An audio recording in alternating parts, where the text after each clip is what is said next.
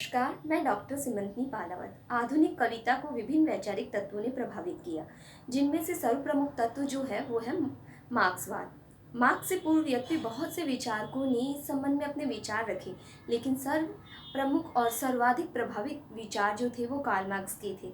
इसीलिए सिद्धांत मार्क्सवाद के नाम से जाना गया। मार्क्स के जो सिद्धांत हैं उनको उनके मित्र मार्क्स एंगिल्स, जो मार्क्स के मित्र हैं एंगिल्स, उन्होंने इसको दर्शन के रूप में रखकर उनके विचारों को प्रकट किया है।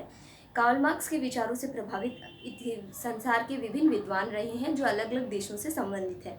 लेनिन, कॉर्डवेल, मैक्सिम गोर्की जैसे विद्वान इनमें से प्रमुख हैं। कार्ल मार्क्स ने अपने जीवन काल में जो विभिन्न ग्रंथ लिखे, लेख लिखे आदि के आधार पर उनके विचारों को जो दर्शन है, विचार या दर्शन, वो संसार के समक्ष प्रकट हुए हैं। इनमें से हैं दास कैपिटल, कम्युनिस्ट मैनिफेस्टो जैसे ग्रंथ प्रमुख हैं।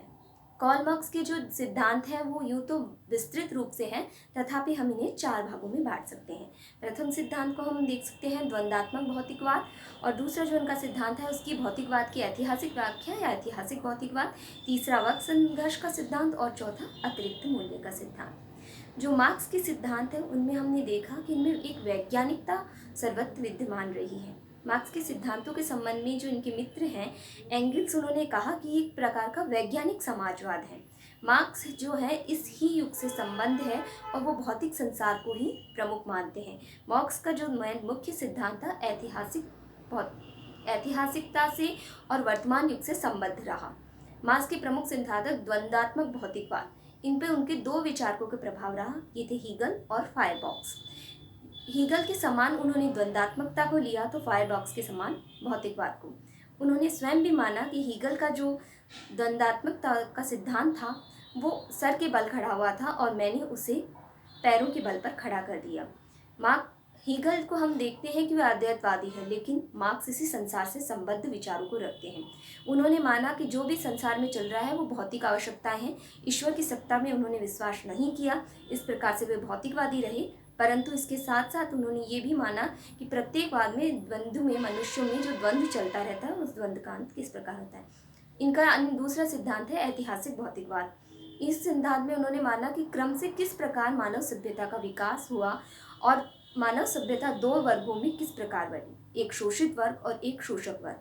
शोषित वर्ग वो वर्ग जो कि संसाधनहीन है, जिसके को समस्त समस्याओं का सामना करना पड़ता है, और शोषक वर्ग वो जिसने उत्पादन की समस्त संसाधनों पर अपना अधिकार कर लिया है और उसने नियम, कानून, धर्म आदि को इस प्रकार से बना दिया है कि वह अधिकाधिक अपने लाभ से के लिए नहीं प्रयोग कर सके।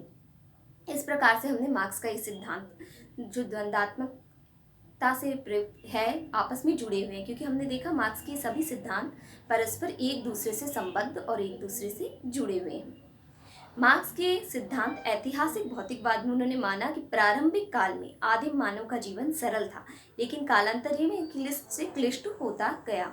मनुष्य को जब वह उत्पादन के साधनों को उसने आपस में संयुक्त रूप से प्रयोग करना प्रारंभ किया, ताकि वह एक साथ अधिक रूप से इन्हें कार्य लेकर अपने विकास कर सके। लेकिन इसमें एक ऐसे वर्ग का उद्भव भी हुआ जो ये चाहता था कि संसाधन अधिक से अधिक उसके पास रहें।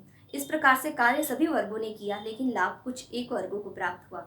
इस बात में मार्क्स ने ये बात भी समझाई कि किस प्रकार से जो शोषित वर्ग था वो ये नहीं समझ पाया कि शोषक वर्ग उसके संसाधनों पर अधिकार कर रहा है। उसने धर्म, आस्था और एक ऐसे लोक की कल्पना कर ली जहाँ पे वो समस्त सुख प्राप्त कर सकेगा।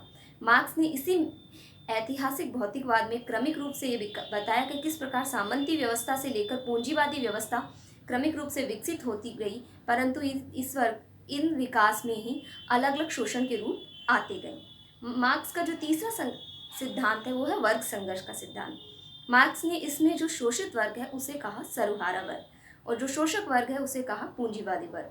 तो मार्क्स ने ये माना कि जब सर्वहारा वर्ग को इस बात का बोध होगा कि वो उस पर जो अत्याचार किए जा रहे हैं उनके कारण क्या है, तो वो एक वर्ग संघर्ष करेगा। इस संघर्ष के द्वारा कालांतर में जो है वो सर्वहारा वर्ग की सत्ता स्थापित होगी। मार्क्स ने जो सर्वहारा वर्ग की सत्ता स्थापित करने के सिद्धांत बताए उसको मार्क्स ने बहुत ही वैज्ञानिक प्रकार से अपने सिद्धांतों में प्रस्तुत किया। उसने बताया कि जो सर्वहारा वर्ग है उसे सत्ता पर अधिकार करना होगा और ये सत्ता पर अधिकार क्रमिक रूप से होगा, और इसके लिए उन्हें अपने संघर्ष को, अपनी आवाज़ को लगातार बुलंद करता रहना होगा। मार्क्स ने अपना जो चौथा सिद्धांत दिया वो था अतिरिक्त मूल्य का सिद्धांत। इसमें उन्होंने बताया कि किस प्रकार वस्तु का एक प्रारंभिक मूल्य होता है और एक होता है अंतिम मूल्य। वस्तु का प्रारंभिक मूल्य या लागत मूल्य ही उसका वास्तविक मूल्य होता है, लेकिन इसमें अन्य जो होती हैं वो वस्तुओं की क्रमशः भाव जोड़कर उसका जो अंतिम मूल्य होता है वो अतिरिक्त मूल्य होता है। यह अतिरिक्त मूल्य उस श्रमिक या उस मजदूर को नहीं प्रदान किया जाता जिसने वास्तविकता में ये कार्य या ये उत्पादन करने के लिए श्रम किया था। इस प्रकार से जब उपभोक्ता है, जो मूलतः उपभोक्ता है, वो भी लाभ में नहीं रहता और जो श्रमिक वर्ग है वो भी लाभ में नहीं रहता। उत्पादन करवाने वाला जो शोषक वर्ग है वो लाभ में रहता है। यदि इन दोनों वर्गों के मध्य में से इस वर्ग को निकाल दिया जाए तो उपभोक्ता भी वास्तविक मूल्य प्रदान करेगा और श्रमिक को भी उसके श्रम का वास्तविक मूल्य प्राप्त होगा। इस प्रकार से हमने जो कार्ल मार्क्स है उनके सभी सिद्धांतों को देखा। ये सिद्धांत परस्पर एक दूसरे से जुड़े हुए हैं। इन सिद्धांतों में किसी भी सिद्धांत को एक दूसरे से अलग नहीं किया जा सकता। हमने देखा है मार्क्स के जो विचार हैं उनके कारण रूस की क्रांति भी हुई है और अन्य राष्ट्रों पर भी इसका पर्याप्त रूप से प्रभाव पड़ा है। मार्क्स ने साहित्य के संबंध में भी अपने विचार प्रकट किए। उनका मानना था कि साहित्य को भी ऐसा कार्य करना चाहिए जो कि सर्वहारा वर्ग के लिए हितकारी हो, और साहित्य को सर्वहारा वर्ग के लिए जो अपनी है एक तरीके के आंदोलन के लिए धरातल को तैयार करना चाहिए। मार्क्स के विचारों को हमने जाना है। अपने अगले वीडियो में हम जानेंगे कि मार्क्स के इन विचारों ने साहित्य को किस प्रकार से प्रभावित किया। धन्यवाद।